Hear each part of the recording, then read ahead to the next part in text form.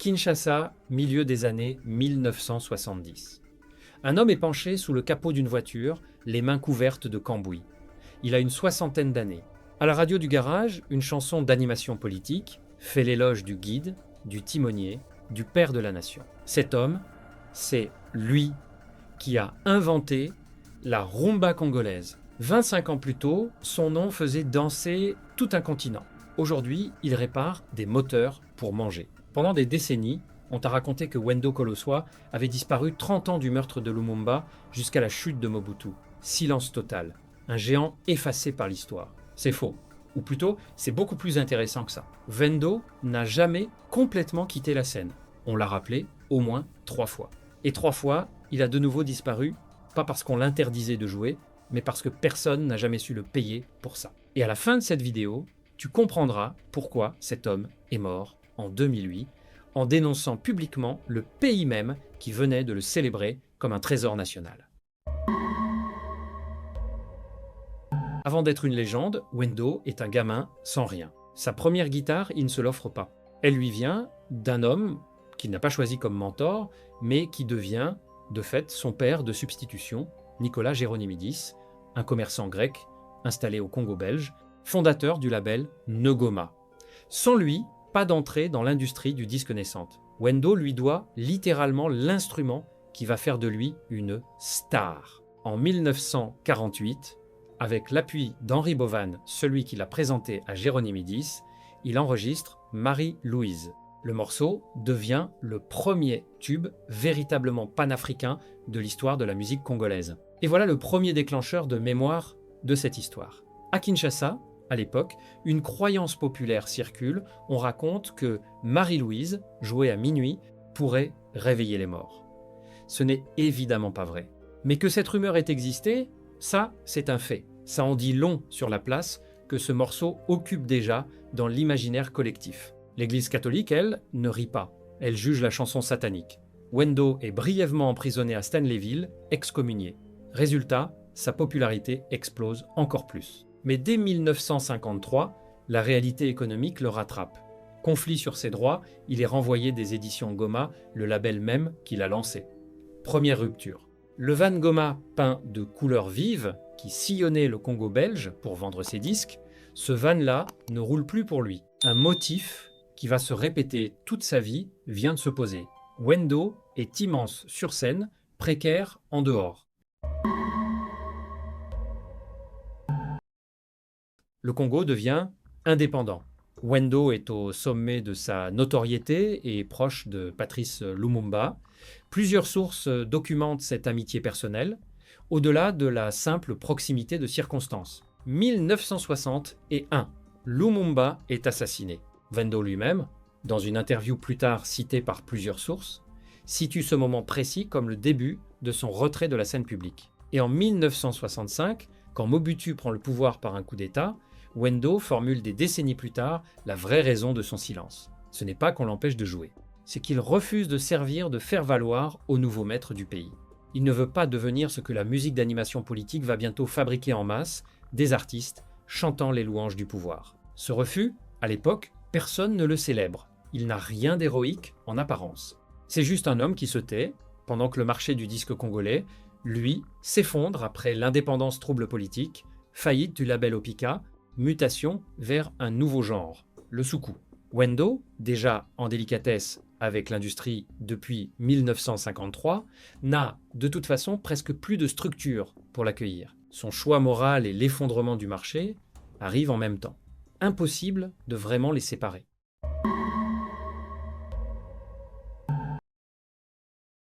Voilà la première chose que la légende du silence de 30 ans oublie complètement.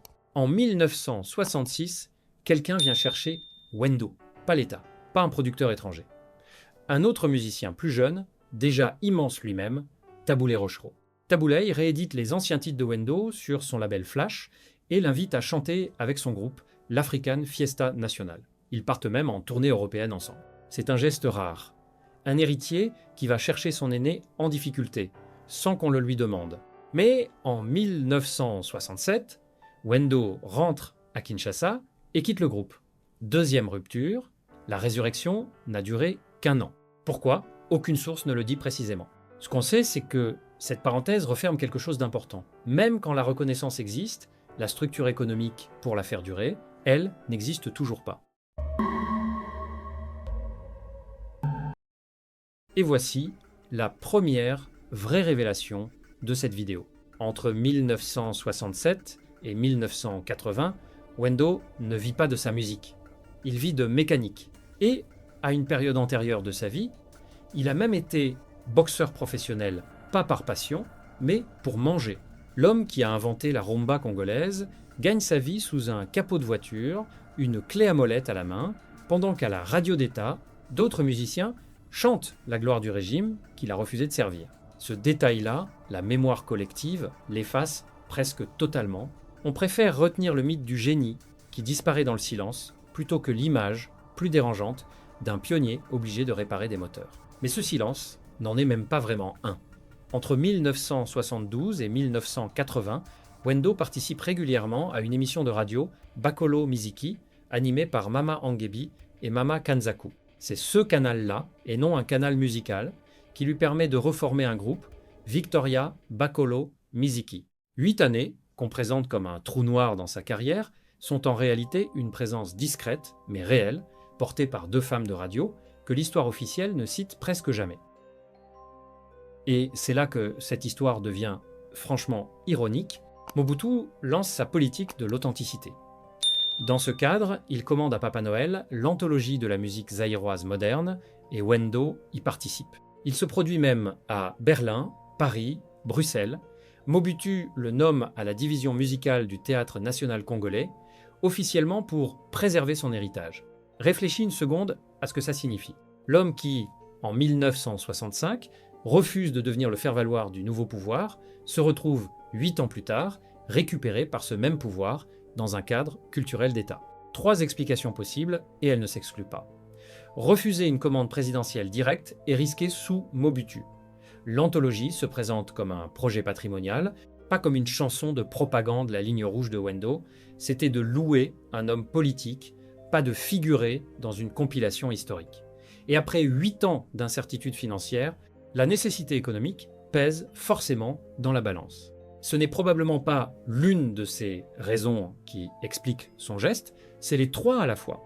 Mais à la fin des années 1970, sa carrière décline de nouveau. Ses apparitions se raréfient, chacune est remarquée pour ses cheveux blancs, ses vêtements rétro, la silhouette d'un homme d'un autre temps, mais elles deviennent rares. 3e cycle de résurrection, 3e rechute. Et voici la révélation majeure de cette vidéo, celle qui corrige directement le mythe que tout le monde répète. La mémoire collective retient 1997, la chute de Mobutu comme le moment du retour de Wendo. C'est faux, ou en tout cas incomplet. En 1993, 5 ans avant la chute de Mobutu, Wendo sort son premier véritable album de retour au sens moderne. Nani Akolela Wendo, sur le label belge France Amour. En 1996, il est honoré à la toute première édition du FESPAM, le Festival panafricain de musique. Le vrai travail de réhabilitation a donc commencé 4 ans avant la date que tout le monde célèbre. Pourquoi cette confusion ? Parce que l'album de 1993, sorti sur un label belge confidentiel, n'a presque aucun retentissement en RDC même. Et parce que 1997 coïncide avec un récit national plus large, la chute de Mobutu comme renaissance du pays, le retour personnel de Wendo se trouve absorbé dans ce récit collectif comme symbole, un fait mineur, éclipsé par un fait politiquement plus photogénique. En 1997, quand Kabila arrive au pouvoir, Wendo reforme complètement Victoria Bakolo Miziki avec ses danseuses surnommées les Dancing Grannies. C'est ce moment précis, hautement symbolique, que l'histoire retient comme le retour. Alors qu'en réalité, il ne fait que continuer ce qui avait déjà commencé 4 ans plus tôt, dans l'indifférence quasi générale. À partir de là, tout s'accélère. 1999, invitation au Maza d'Abidjan. 2 albums coup sur coup, Marie-Louise et En bas, coproduits par le français Christian Mousset sur le label Label Bleu, l'homme qui, enfin, structure économiquement sa carrière à l'international. La presse française le célèbre. 2000, tournée aux États-Unis et en Europe. 2003, concert au Ronnie Scott's de Londres. un des clubs de jazz les plus prestigieux au monde. 2004, dernier concert public à Kinshasa. Regarde le schéma qui se répète depuis le début de cette histoire. Ce n'est jamais une réhabilitation venue de l'intérieur du pays qui sauve Wendo. C'est toujours un acteur extérieur, un héritier musical en 1966, une émission de radio en 1972, un label belge en 1993, un producteur français en 1999. Après des années de surmenage, Wendo est hospitalisé dans des conditions de fortune à Barumbu, le quartier même où il avait grandi, où sa notoriété locale lui valait encore un peu de respect et de petits arrangements. Et là, l'homme qui vient de connaître un succès international entre 1999 et 2004 fait quelque chose que très peu d'artistes de sa génération ont osé faire. Il dénonce publiquement l'abandon de l'État et de ses propres pairs musiciens. Il le dit lui-même, Kabila lui avait donné une voiture, jamais une maison. Comment un homme qui vient de jouer à Londres, qui vient de tourner aux États-Unis, se retrouve-t-il hospitalisé sans moyens quelques mois plus tard? Les cachets d'un artiste vétéran en tournée patrimoniale restent modestes comparés à une vraie rente. L'argent gagné se redistribue dans le groupe plusieurs musiciens, des danseuses, plutôt que d'être conservé individuellement. Et surtout, il n'existe en RDC aucune protection sociale structurelle pour les artistes de cette génération. Un problème qui dépasse largement le seul cas de Wendo. 2007, sortie du documentaire On the Rumba River de Jacques Saracen et d'un dernier album Banaya Papa Wendo, 28 juillet 2008. Wendo meurt à la clinique Ngaliema à Kinshasa. Ses funérailles ont lieu au Stade des Martyrs. L'hommage officiel le qualifie de résistant, de patriote, d'unificateur des générations musicales congolaises. Les mots les plus grands arrivent toujours après. Reprends maintenant l'histoire depuis le début.